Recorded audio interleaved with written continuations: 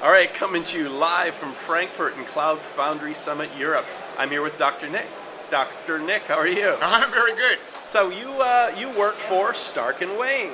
Indeed, we're a 30-person consultancy for Cloud Foundry. Oh, perfect. So tell me about what does that mean to be a consultancy for Cloud Foundry?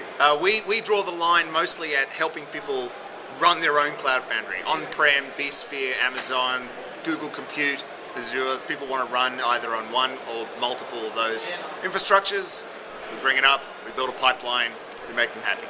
So do you do things like write CPIs, re-platform apps? Do you do all this and other stuff? Yeah, so from the bottom up, I mean, there's only so many CPIs, a cloud provider interface. So we have one for Google, one for Azure. So sometimes you start those or help with those.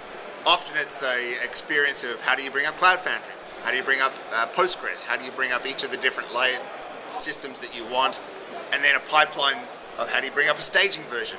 How do you test out, and that whole pipeline experience. And so, and then we might do some apps on top of that, but there are many fine places that can do apps, but only one Stark & Wayne to run Cloud Foundry. Exactly, thank goodness. So you obviously have a ties to the foundation because you emceed the last summit in Santa Clara. How else are you involved with the foundation? We were there since the inception. I was one of the first community advisory board members. Stark & Wayne's been a silver member since they invented the phrase and found a very cheap form for us to contribute. And perhaps more important, I think, most Stark & Wayne people have contributed to some of the open source code bases. Very cool. So what drew you into this space to begin with? I was working at Engine Yard for the 2 years before, and then I was a user of Heroku. So I've used a Cloud Foundry-like thing since 2007. So I find it very hard to not think through the idea of I need a constrained platform that will do everything for me. I don't bring opinions. I just bring a desire to have an outcome. You let your cloud platforms be opinionated. I just want to get some stuff done. Yes. Well, I like it. So can you tell me about some of the customers? I don't know if you can name names, but at least what types of customers they are and what they're trying to do with it? Yeah, we had, since we started helping in the early days, you got the Swisscom and GE and Pivotal, a bunch of those who were like an AT&T were all sort of bringing up their own service of Cloud Foundry and wanted people to help them bring up those and build out those pipelines.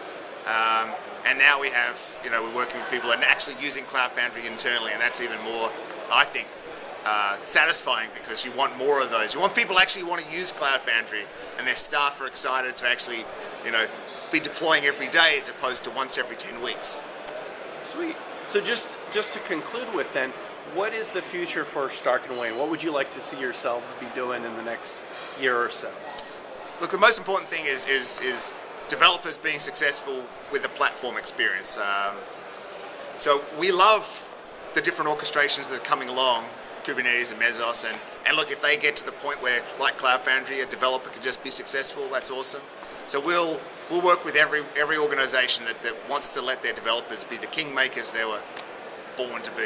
Yes, born to be kings. I love it. I don't remember whose phrase that was, but yeah, it's very. Stephen O'Grady, I think, of Redmond. It's so if I worked at a company, I'd want to be free to be successful, and so that's what we want to bring to companies.